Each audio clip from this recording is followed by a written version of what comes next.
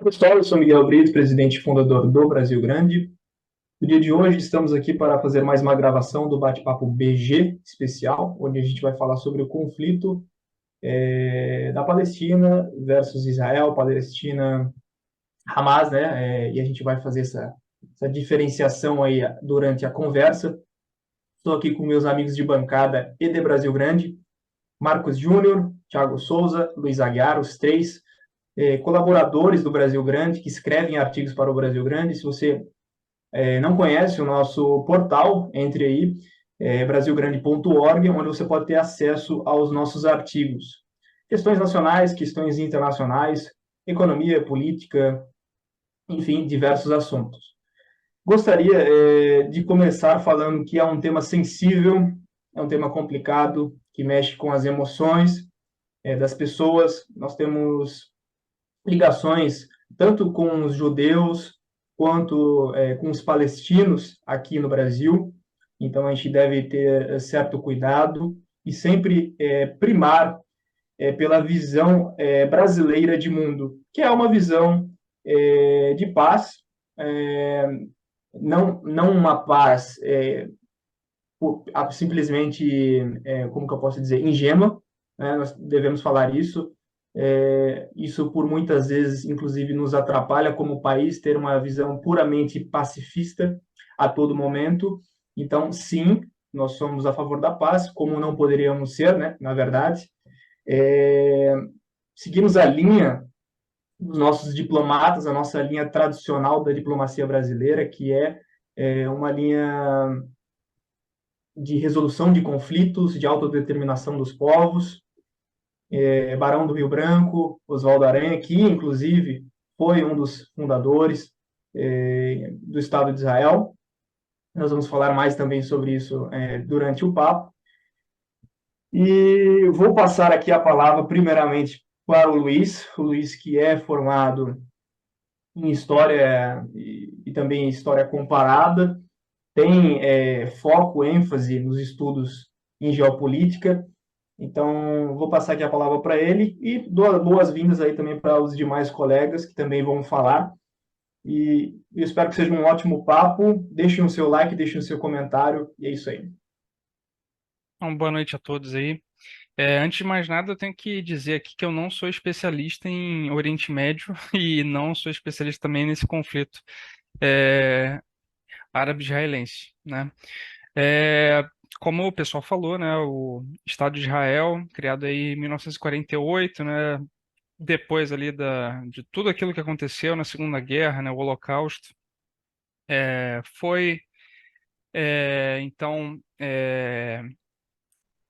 e aos judeus que quisessem, né, ir para aquele território, né, que é um território sagrado tanto para judeus quanto para muçulmanos e nós, assim, aqui o Brasil, um país majoritariamente cristão, né, que é a chamada Terra Santa, né. E desde 48, inúmeros conflitos acontecem naquela terra, né? Esse aí é apenas, eu não sei que proporção que ele vai ter né, daqui para frente aqui, não vou fazer um exercício de futurologia, mas em 48 teve um conflito, né? Durante os anos 60 também teve outro conflito, né? Teve em 73 também teve a Guerra do Yom Kippur, é, e assim, eu não sei se foi uma coisa premeditada. A Guerra do Yom Kippur é, foi no dia 6 de outubro e, salvo engano, aí esse conflito agora que a gente está assistindo foi no mesmo dia que começou, 50 anos depois, né? E fora outros conflitos que aconteceram, né, com questão ali com outros países árabes, né, e agora majoritariamente com grupos é, que buscam ali a criação do Estado palestino, né, fora as tensões também com outros grupos, né, como o Hezbollah, que fica ali localizado majoritariamente ali no Líbano, E tem outras questões também envolvidas, né? Tem a questão do Hamas, como o pessoal falou aí antes, né? É um grupo sunita, né? O Hezbollah é um grupo xiita. É, o Hezbollah tem apoio do Irã. O Hamas muito provavelmente aí recebeu financiamento de outros países árabes, né, no seu início, né, a Irmandade Muçulmana, né, e Israel tem o apoio, né, do mundo ocidental e o apoio também dos Estados Unidos, principalmente. Mas não dá para a gente dizer também que sempre a política americana e a israelense caminhou na mesma direção. Mas majoritariamente sim, mas nem sempre, né? E assim, é uma história muito conflituosa, não é à toa. A gente está em 2023, né? São 75 anos de tensões. O tempo todo aí a gente vê conflitos acontecendo. É, toda década praticamente a gente vê alguma intifada ou então alguma ocupação. é, E eu acho que de todos os conflitos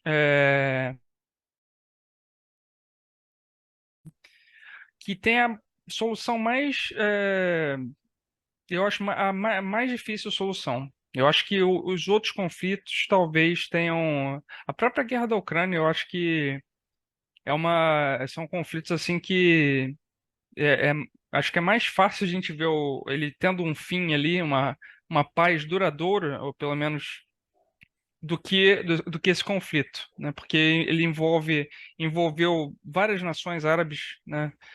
Outros estados atacando Israel, o Israel ocupando também outros estados. Hoje o Egito, por exemplo, teve uma parte ocupada, também tem relações melhores com Israel.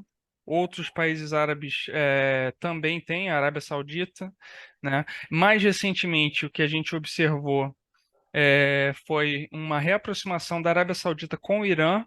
Eu não sei que consequências isso pode ter para Israel no futuro, né?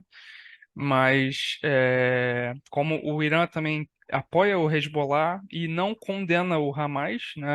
Eu acho que eles apoiam, né, a causa, né, da Palestina. Então, eu não sei que consequências isso pode ter aí para Israel aí nesse conflito e no futuro, né? E assim, por outro lado, né, esse conflito é aquela coisa, ele pode ter dois destinos para a política interna israelense. Ou ele vai enfraquecer o Likud, que é o partido do Benjamin Netanyahu, por não conseguir promover ali a segurança, ou ele pode ir para outro caminho, né? Ele pode fortalecer ainda mais lideranças como a do Benjamin Netanyahu para justificar a sua política à frente do Estado de Israel, para justificar todas as suas ações. Aquela coisa, por exemplo, o George Bush, na época da Guerra do Terror, né? A popularidade do presidente republicano naquele momento não era das melhores, né? Acho que era um dos presidentes mais impopulares dos Estados Unidos naquela época. E os atentados, ele recebeu apoio, conseguiu inclusive depois ser reeleito, né? Eu acho que são dois caminhos possíveis aí. Ou ele vai se enfraquecer, né? Ou ele vai se fortalecer ainda mais, né?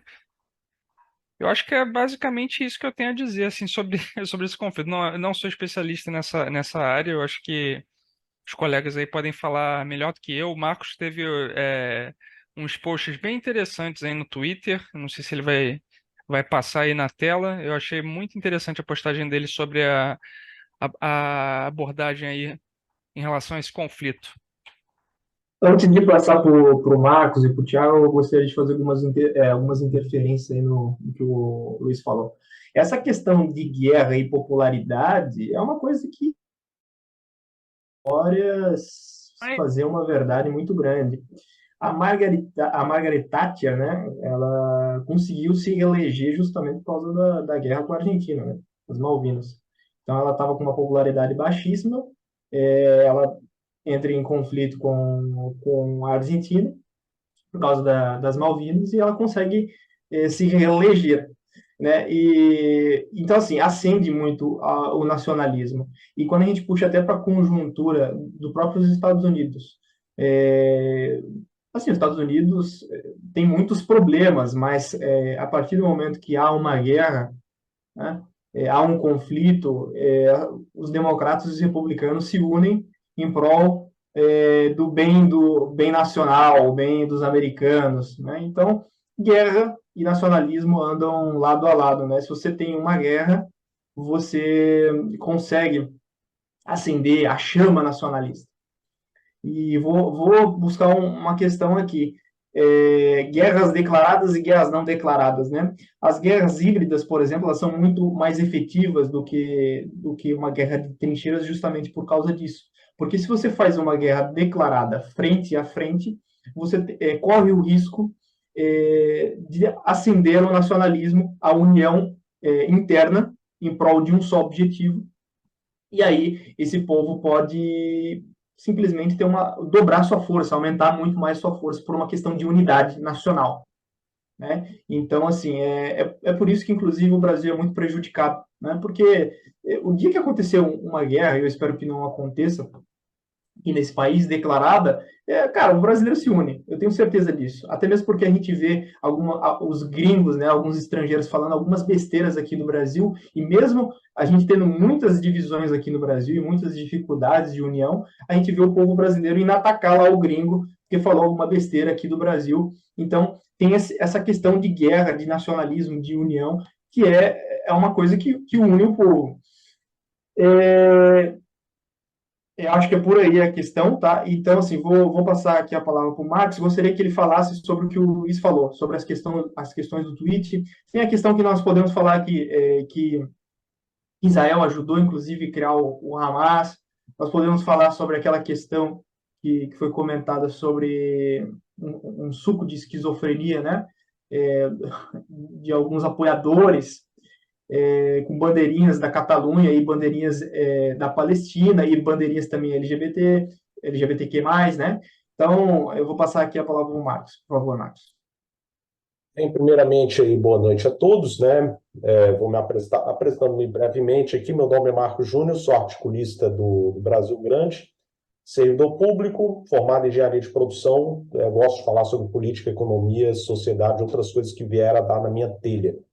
Mas, assim, algumas considerações que eu vou fazer, inclusive vou puxar aqui, vou até compartilhar aqui na tela, né? O post em questão no Twitter, né, que eu fiz já no sábado à noite, né, logo pouco depois que estourou, né, o conflito, né, entre o Hamas e Israel, né. Então, assim, primeira coisa que eu vou fazer uma consideração assim é que, primeiro, Israel tem o direito de existir enquanto país soberano, né. Então, assim, a gente tem que considerar isso, porque isso foi essa, inclusive, a proposição original do diplomata Oswaldo Aranha, né, que é um diplomata, ele foi ministro das Relações Exteriores, né, no governo de Getúlio Vargas. Ele foi, na época que ele avalizou a criação do Estado de Israel, ele era o secretário-geral da ONU. Então, assim, ele foi uma figura importantíssima, né, para a criação do Estado de Israel. E a proposição original, né, e que deve ser a nossa tônica, né, no que tange assim, ao papel, qual deve ser a posição do Brasil nesse tema, é a proposta dele, que é a solução de dois estados. Você tem um estado israelense e um estado palestino, né? Então, assim, basicamente essa é a linha mestra, né, da nossa proposição, né? E isso foi tentado diversas vezes, vários acordos foram tentados nesse sentido, e muitos desses acordos acabaram fracassando, né? Eu acho que talvez o que a gente chegou mais perto disso foi nos anos 90, né? Teve acordo que, inclusive, o então primeiro-ministro de Israel, o Yitzhak Rabin, né, ele acabou sendo assassinado, né, por conta disso. Um militante de extrema-direita matou, está preso, inclusive, até hoje, né, prisão perpétua. Então, assim, é uma situação que mostra bem claro como é que a paz, né, nessa região é tão difícil. Né, E o militante era israelense, é importante falar israelense, isso. exatamente. Então, ou seja, você tem uma resistência muito grande.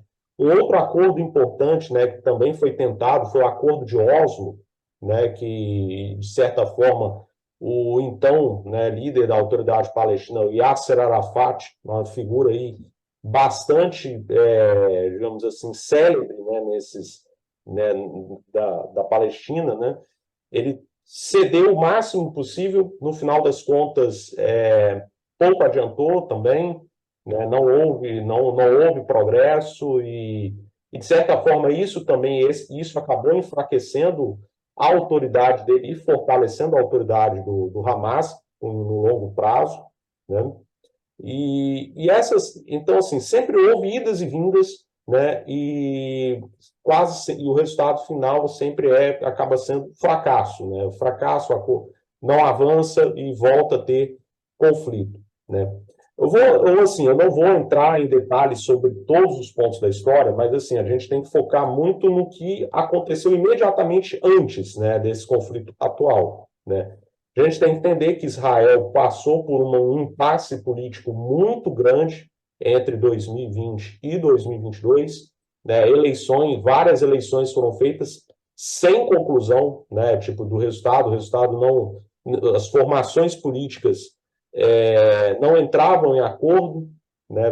E a política israelense, um aspecto muito assim, importante, é que os partidos pequenos, né, eles têm um peso muito grande, né, na formação do governo, porque as grandes legendas elas não acabam sozinhas conseguindo formar um governo. Então, eles dependem muito desses partidos menores para formar governo, né? Até teve a ideia, né, de se formar um governo aí anti-Netanyahu, né? E aí foi um verdadeiro catado, né? Você pegou o Partido Trabalhista, né? Você pegou desde forças de esquerda até nacionalistas de direita dentro da mesma coalizão.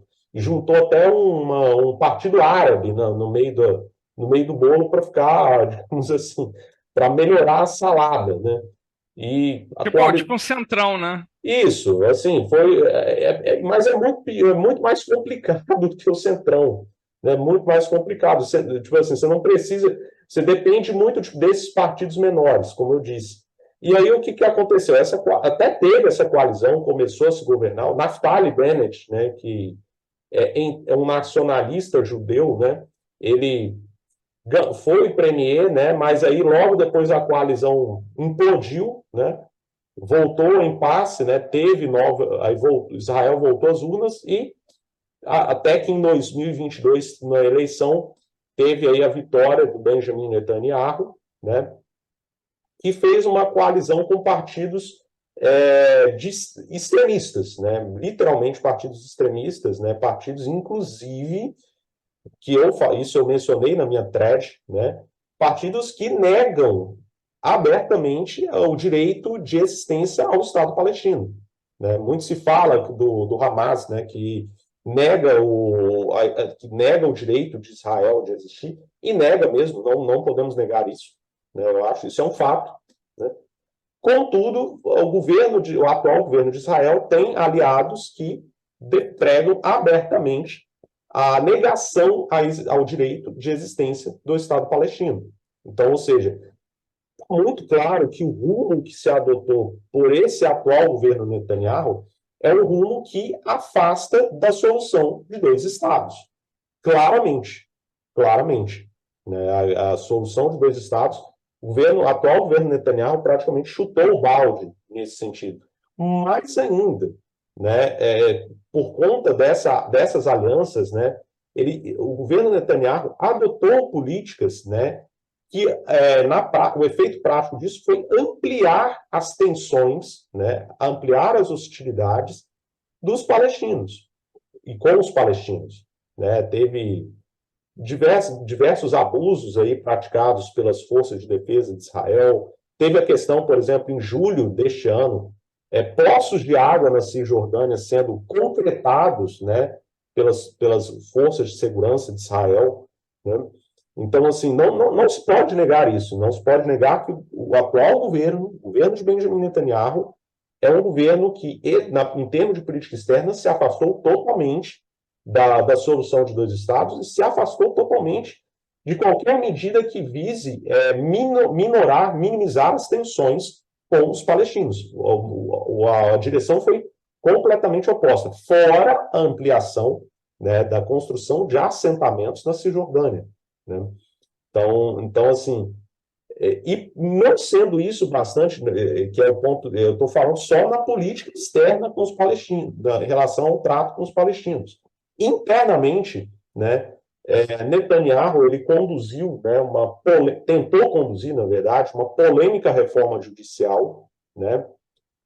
Vamos lembrar que Netanyahu ele acabou até um dos motivos que ele perdeu as eleições por volta de 2020, né, foi por conta, né, de escândalos de corrupção envolvendo o governo dele, né, ele caiu por conta disso, de certa forma.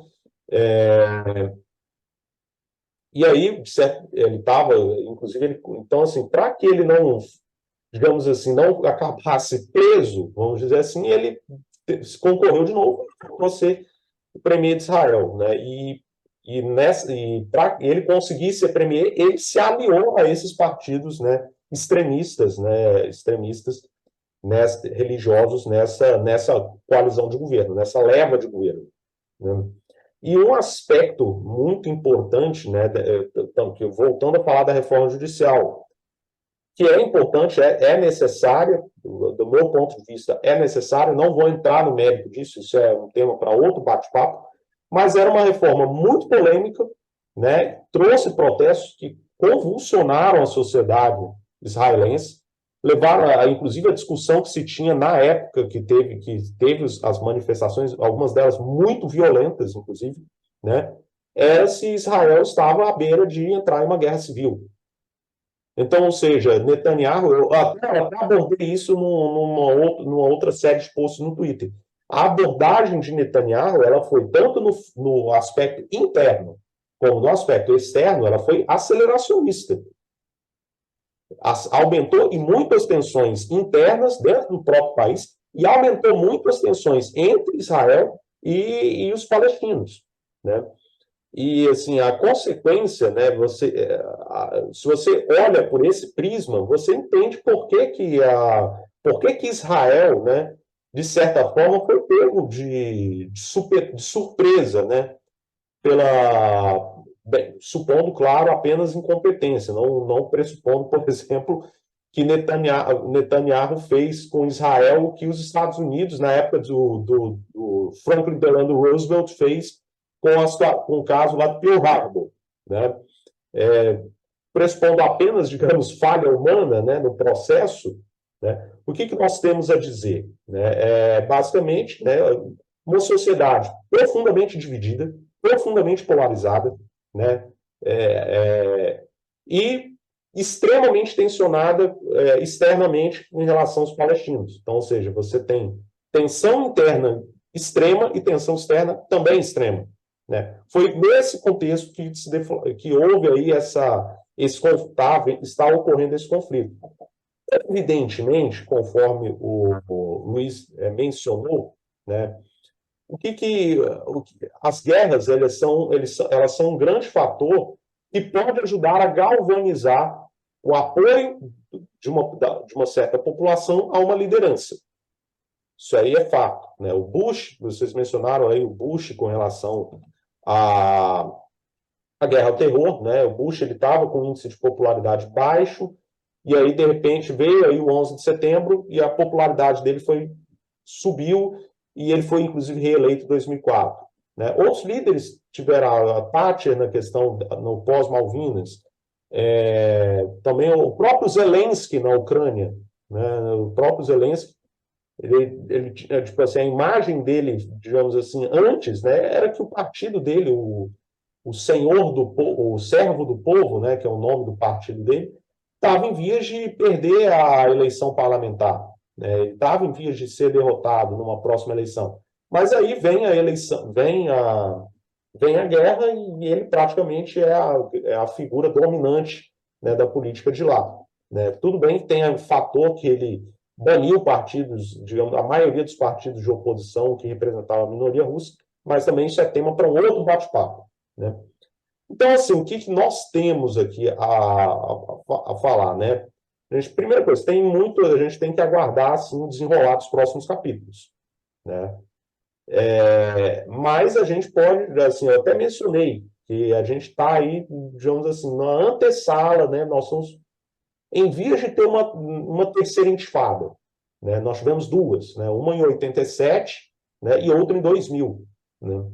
E realmente, caso isso venha a se confirmar, tem tudo para ser algo mais sangrento, mais brutal do que as duas intifadas anteriores, né? Aliás, o próprio conflito que nós já estamos tendo agora, ele teve, digamos assim, já teve mais mortos do lado israelense desde aquela guerra lá de 1973, né? A Guerra dos 6 Dias. Então, assim, é muito significativo, assim, é um fato assim, bastante significativo.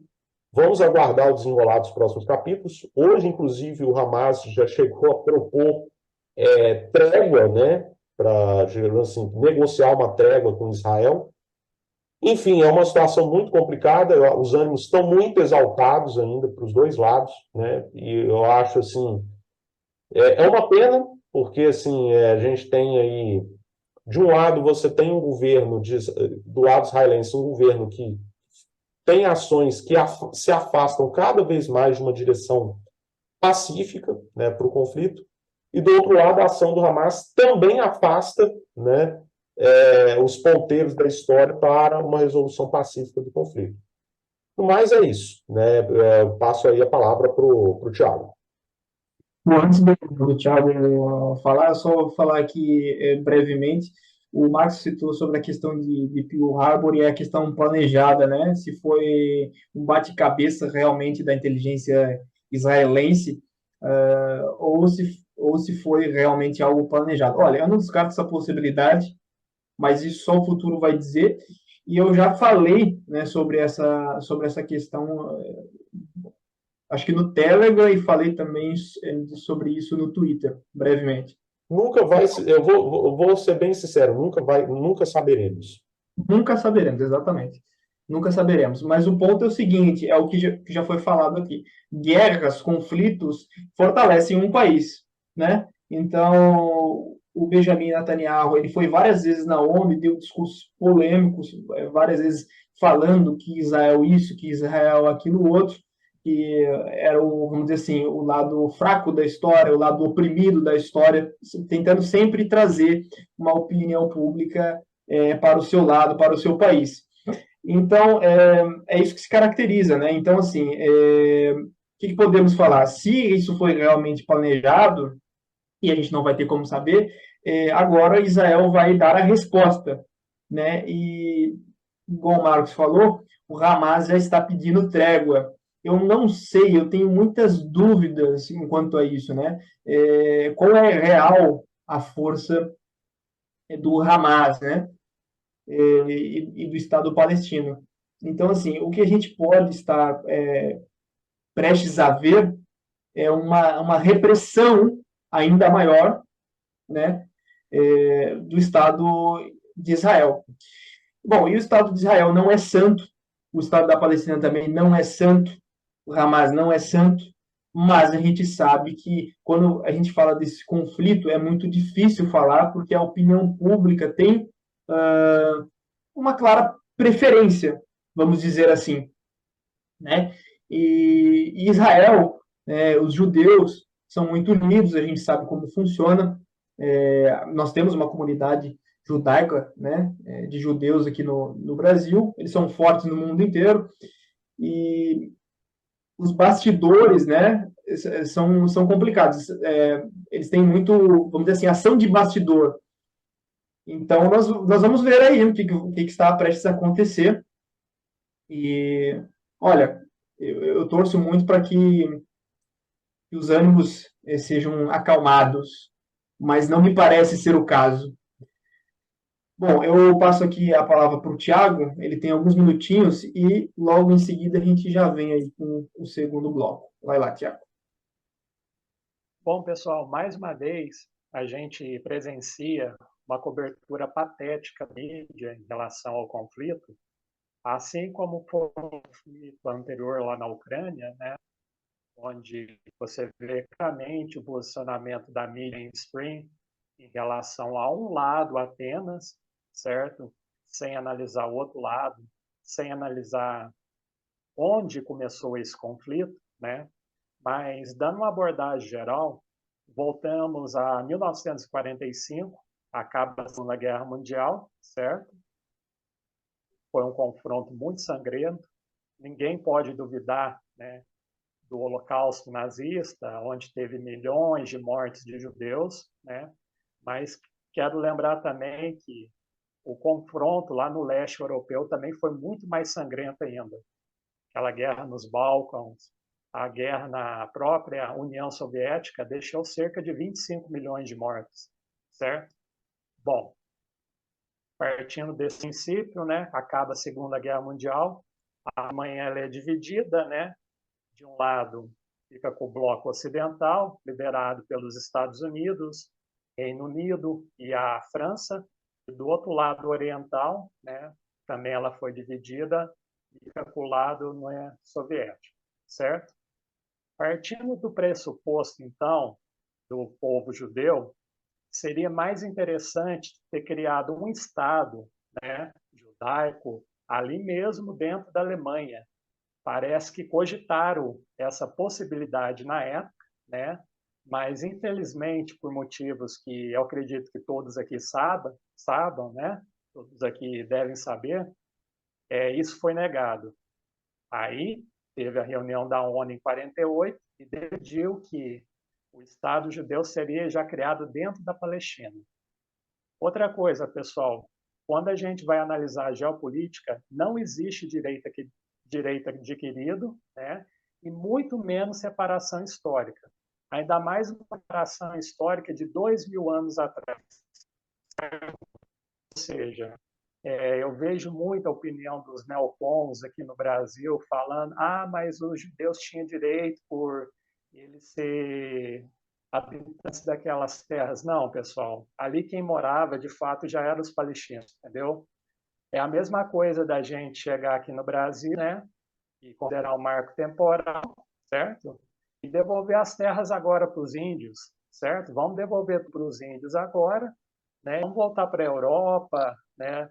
Vamos voltar para Portugal, vamos voltar para a Itália, né? Os negros aqui, então, a gente coloca eles, né, num barco e vamos colocar eles lá na África. Não, pessoal, não é assim que funciona, entendeu? Quando a gente analisa de fato o que ocorreu nesses conflitos, né, a gente tem que ter uma posição lógica dos fatos em si, entendeu? Analisando os fatos. Então, pessoal, ninguém duvida que tanto deve existir um lado, né, de um Estado judeu como um Estado palestino, certo? Só que esse conflito já começou errado lá atrás, né? Através dessas resoluções da ONU em 48. Já que começou errado, a gente precisa dar uma sequência nisso, correto?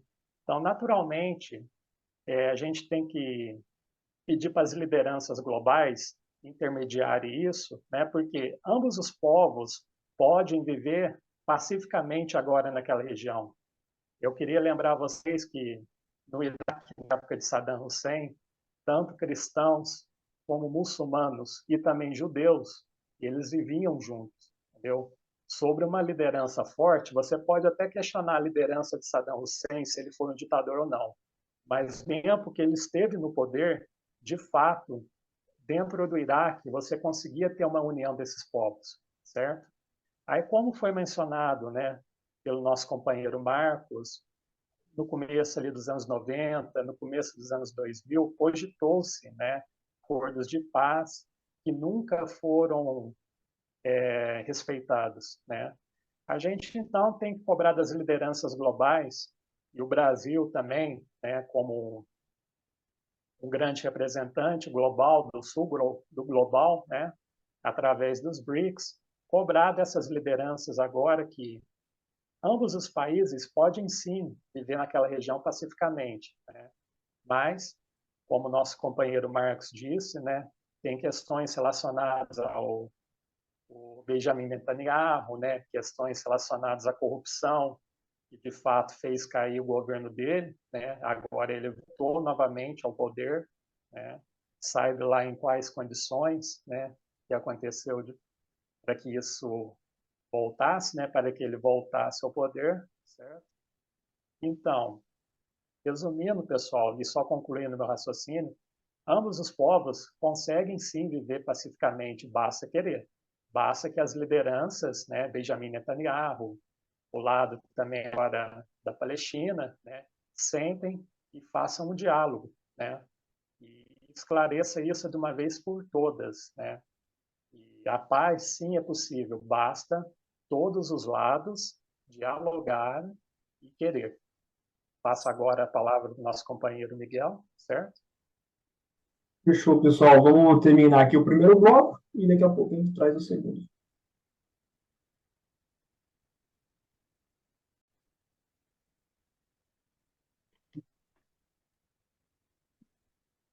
Pessoal, voltando aqui para o segundo bloco, onde estamos falando de conflito palestino-israelense. Estou aqui com os amigos de bancada, Marcos Júnior, Thiago Souza e Luiz Aguiar.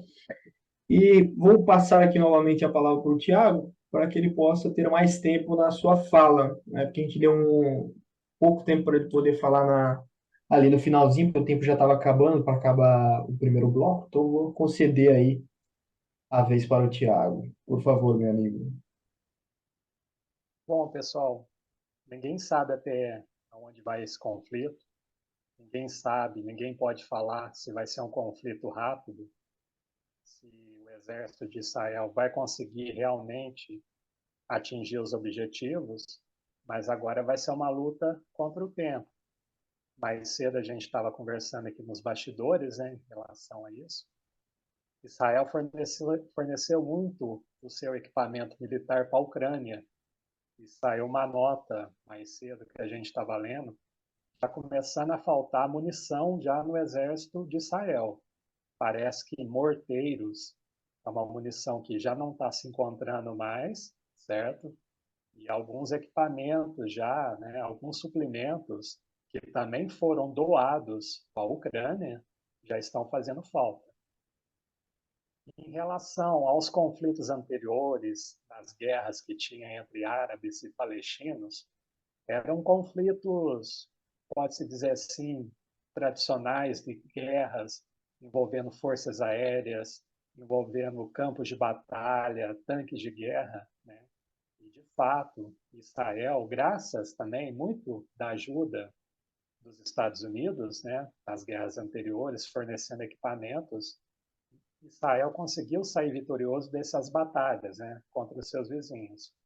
Só que a partir de 2006, com a entrada do Hezbollah no conflito, a coisa mudou, porque a guerra que o Hezbollah travou naquele conflito do Líbano, foi muito diferente do que Israel estava acostumado até então. Foi uma guerra mais de atrito, uma guerra mais voltada, né, em ruas, né, esquina após esquina, né. E o Hezbollah de 2006, se já era forte, hoje ele é ainda mais forte. Eu recomendo vocês que se inscrevam no canal chamado O Homem do Espaço. Eu me esqueci o nome agora do dono do canal. Mas é um canal muito famoso, ele faz umas análises muito boas relacionadas a equipamentos militares, e principalmente equipamentos voltados à parte de satélites, de foguetes. E recentemente ele fez um vídeo muito bom detalhando cada um desses equipamentos, né, tanto do exército do Irã como do Hezbollah. E ninguém sabe de fato a quantidade de mísseis, né, de foguetes que o Hezbollah possui, mas calcula-se que é algo em torno de 150 mil. Ou seja, se essa guerra se prolongar por muito tempo, essa guerra de atrito, eu acredito que Israel não vai ter tempo de receber a ajuda militar que está vindo dos Estados Unidos, até porque parte dessa ajuda militar a gente sabe que nunca acaba chegando, né? Sempre tem a questão da corrupção americana, que é uma coisa que eu não canso de falar. O Pentágono, provavelmente a instituição mais corrupta da história. Ninguém nunca presenciou uma instituição como o Pentágono, né? Corrupção na casa dos seus trilhões. E por conta da corrupção, a guerra da Ucrânia mesmo mostrou isso, né? E muito da corrupção envolvendo o Pentágono nos Estados Unidos é algo absurdo. Ou seja, se essa guerra se prolongar por muito mais tempo, Israel, assim como em 2006, vai ficar numa situação muito difícil, né? Eu não sei até onde eles podem aguentar, porque tem toda a questão também do mundo árabe, né? Tem a questão também da Arábia Saudita. Hoje eu vi uma nota também referente ao Iraque, posicionamento, né, sempre favorável, né, à Palestina. Inclusive, já falaram que vão enviar tropas também, né? Aí vai ficar muito complicado, pois se o mundo árabe se juntar novamente aqui, assim como aconteceu em 73 na Guerra do Yom Kippur, Israel vai ficar numa situação bem desfavorável. Bom, essa é a minha opinião até o momento, né? Vamos aguardar para ver quais serão os próximos procedimentos, né? O que deve ocorrer agora em diante. Eu passo agora a palavra para o nosso companheiro Miguel. Vai lá, Miguel. O pessoal no nosso grupo publicou uma coisa interessante, né? Qualquer financiamento para a Ucrânia deve ser redirecionado para Israel imediatamente. Senador republicano Josh Hawley. Então, assim, o pessoal vai começar a mandar dinheiro e vamos ver, né? É o mundo árabe, muito petróleo, dinheiro. Não vamos esquecer que os Estados Unidos voltou a ter relações comerciais com o Irã devido a essa guerra russo-ucraniana, né? Que o petróleo começou a faltar petróleo, a energia, o gás, o petróleo subiu muito, então os Estados Unidos se viu obrigado a reatar as relações com Venezuela e com o Irã, que são historicamente países que não se conversam, né? Isso assim, teoricamente, né? E então assim, os Estados Unidos agora, em teoria, vai começar a mandar armas, vai começar a mandar dinheiro, igual o Thiago falou, mas em contrapartida, nós temos a guerra russo-ucraniana que permanece, que continua. Os Estados Unidos, o Ocidente se vê numa situação muito complicada financeiramente, né? Porque nos Estados Unidos agora há um debate se os Estados Unidos de fato vai dar calote na dívida. Então, o cenário que estamos vendo é um cenário muito complicado para o Ocidente. Perder a Ucrânia, ok, tudo bem, mas perder Israel vai ser muito complicado, vai ser um duro golpe para o Ocidente, se isso de fato se concretizar. Por isso que eu acho que não acabou, tá? Não acabou. Agora o presidente palestino vai se encontrar, vai fazer um encontro com o Putin e com o governo russo na Rússia, e vamos ver o palestino pede, na verdade o Hamas pede um cessar-fogo, o Israel não concedeu esse cessar-fogo, então é tudo que Israel, na verdade, gente, é tudo que Israel, na minha opinião, tá? É tudo que Israel queria era ter um bom motivo para agora de fato ir para o tudo ou nada. Israel tem sim uma inteligência muito boa, Israel sim tem armas, tem mísseis, tem armas nucleares, é uma situação muito complicada, mas sim, a Palestina tem o apoio do mundo árabe. Eu não acho que diretamente Rússia e China vão se posicionar a favor da Palestina, mas por baixo dos panos eu tenho quase que certeza que sim, entendeu? A Rússia e a China não vão se indispor de maneira direta, mas indiretamente acredito que sim. até mesmo porque a Rússia agora está travando uma guerra, mas no que puder ela vai fazer, até mesmo porque isso facilita, né, tirar o foco dessa guerra, o apoio para a Ucrânia. Muitos estão especulando, falando que a Rússia tem a ver com esse ataque do Hamas, e a verdade é que a gente não tem certeza de nada. A gente não tem certeza se foi uma questão que Israel dormiu de fato, né? A inteligência israelense dormiu de fato. A gente não sabe se foi concedido uma passagem para que eles pudessem fazer isso de maneira indiscriminada para aí, sim, eles terem um grande motivo para poderem fazer mais coisas ainda contra a Palestina, contra o Hamas, contra o mundo árabe. Então, a gente não tem certeza, né? Tudo que a gente fala, a gente pode pegar questões que já são concretas, que são questões que já aconteceram lá atrás, coisas que aconteceram recentemente, e pegar aqui coisas que a gente acha, coisas que a gente tem uma leitura, uma análise geopolítica, né? Mas as vias de fato, a gente só terá certeza de algumas coisas a partir do momento que passar o tempo. De outra, nunca teremos certeza, né? Numa guerra, a gente vai ter certeza de coisas depois de muito, muito tempo. Então, é isso. E destacar também que a opinião pública, de modo geral, toda está a favor do lado de Israel. A verdade é essa. Inclusive, o Brasil se declara ter uma diplomacia mais neutra, colocou a bandeira de Israel no Congresso Nacional. Então, assim, existe uma certa neutralidade até certo ponto, né? No fim das contas, no frigir dos ovos, o que acaba contando muito no mundo real é o dinheiro. O que acaba contando muito no mundo real são os reais interesses. Qual relação me dá mais coisas? Qual relação eu terei uma opinião pública mais ao meu favor? Qual relação me dá mais recursos financeiros? Etc, etc. Né? O Marx citou, né? O Brasil tem muitas relações com o mundo árabe, né? Os produtos halal, né? Mas, assim, nós sabemos que o mundo midiático, o mercado financeiro, ele está muito ligado ao Ocidente, ele está muito ligado a essa importância, né, que esse bloco ocidental tem. E Israel é uma importante peça nesse tabuleiro econômico, estratégico.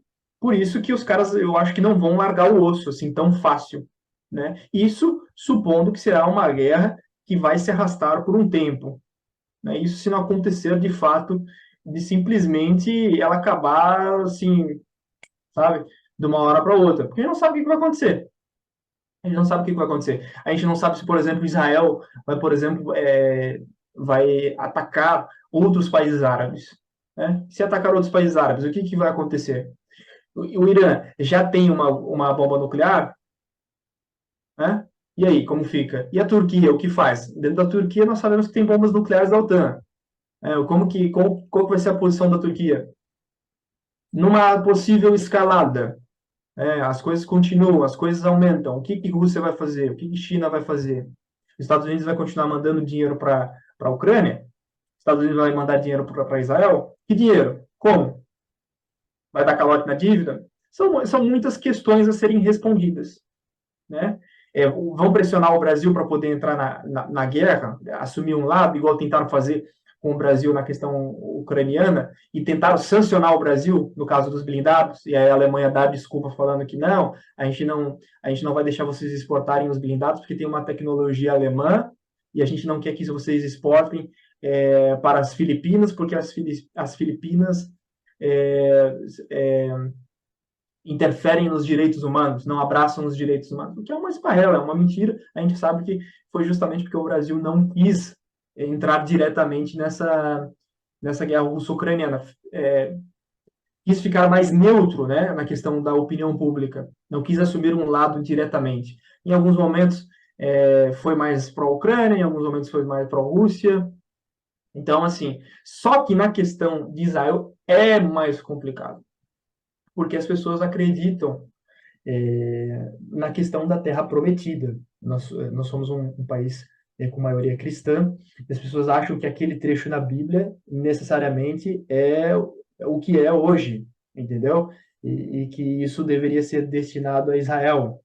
Mas a gente também sabe que aquelas terras ali eram de maioria étnica palestina. Eram terras ocupadas pelos ingleses? Eram. Mas e aí? Eram palestinos, né? Então é complicado. É a mesma coisa quando a gente fala da questão russo-ucraniana, né? Tem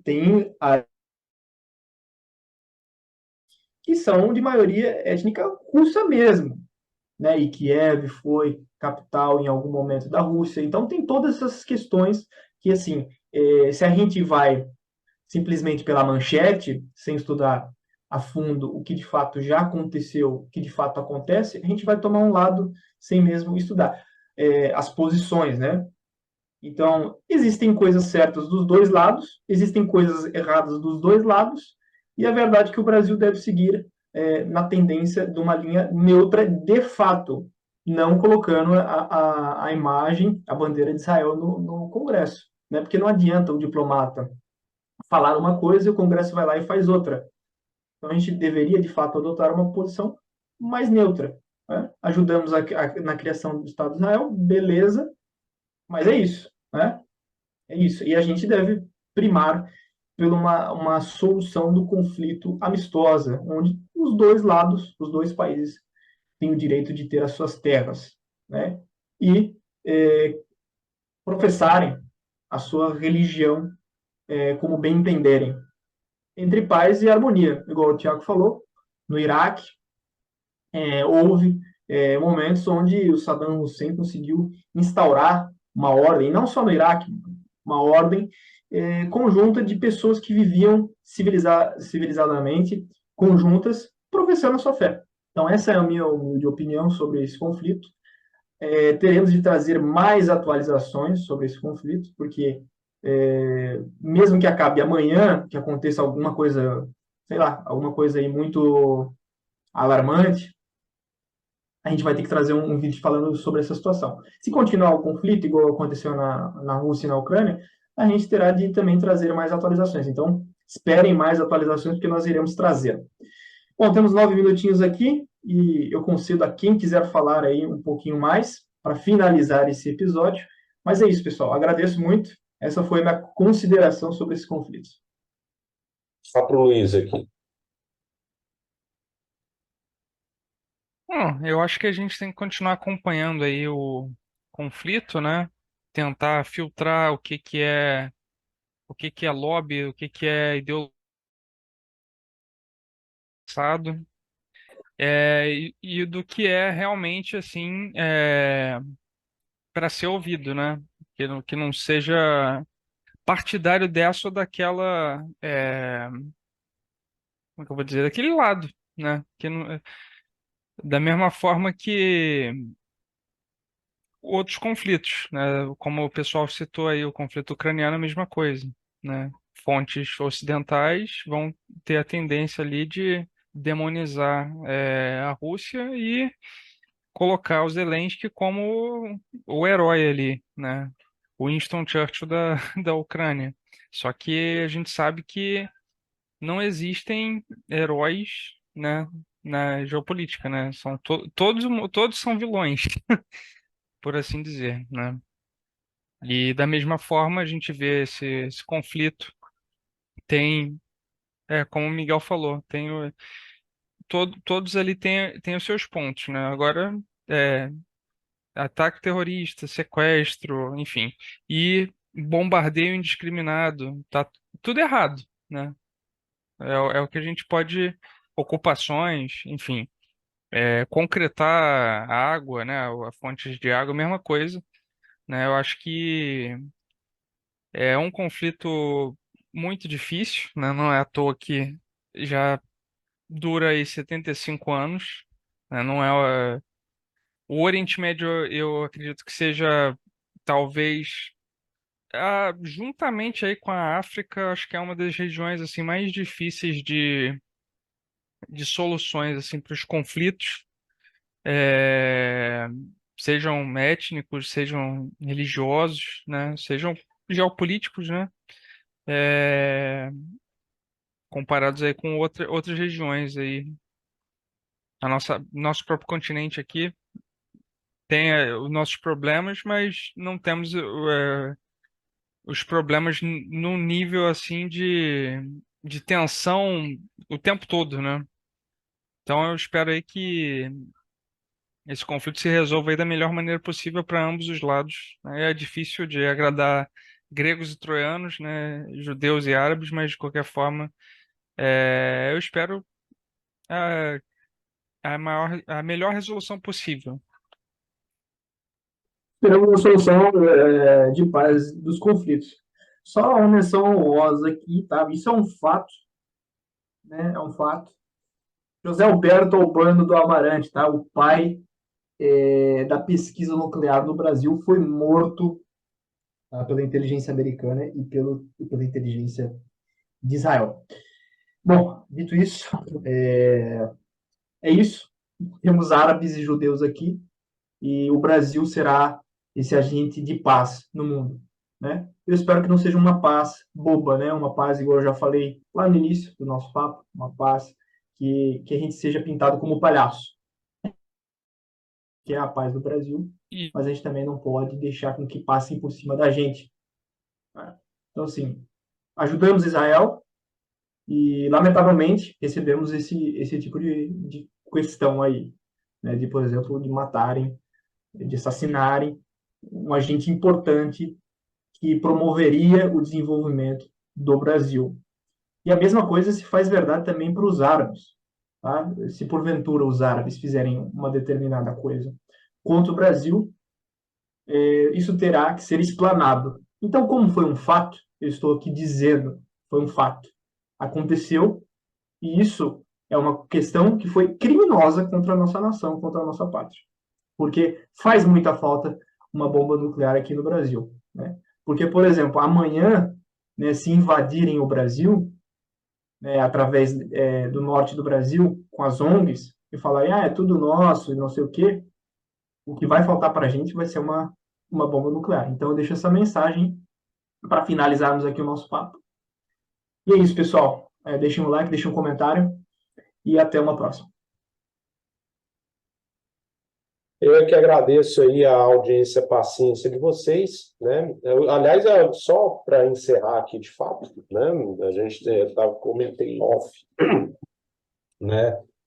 Que primeiro, né? A gente tem que ressaltar, digamos assim, como que o Hamas conseguiu avançar tão facilmente, né? Eu comentei com o Thiago, né? Conseguiu, em termos proporcionais, avançar mais do que a Ucrânia em 6 meses de contraofensiva e com apoio da OTAN. Esse é um fato. Fato 2, né, que agora se fala muito na questão da mudança do foco de ajuda, né, que agora a ajuda dos Estados Unidos vai para Israel e não para a Ucrânia. Né, isso é péssimo para a Ucrânia. O Zelensky já deu sinais claros que está chiando bastante. Né. E, inclusive, sobre a questão se isso vai dar calote na dívida, enfim, isso pouco importa, né? Isso pouco importa. Na verdade, o dólar ainda é a moeda de reserva mundial, vai ser ainda por um tempo, por mais que o mundo esteja aí caminhando para uma desdolarização, mas o dólar ainda vai ser a moeda de reserva, e eles vão fazer o que eles mais sabem, que é desvalorizar a moeda, né?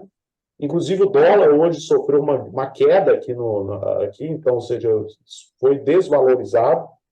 Provavelmente isso pode ser uma boa sorte aí para o Lula, né, nesse governo, porque pode pegar aí uma onda aí de dólar mais barato, né, e isso pode reforçar, né, o consumo aqui no Brasil. Mas isso é um mérito aí para outro tema, outro debate aqui. O outro ponto falou da questão das armas que foram vendidas à Ucrânia. Algumas dessas armas que foram mandadas para a Ucrânia, né, foram parar no mercado negro e foram parar nas mãos do Hamas. Cabe fazer esse registro. Né? Então, assim, nada impede, né, o que vai e volta, né, é aquela famosa história. né? E no mais é esperar, né, a água passar. Tem muita água para passar embaixo da ponte. É um conflito que tende a ser, pode terminar de repente, mas pode ser um conflito longo, duro e sangrento, né, infelizmente. Mas é isso, né?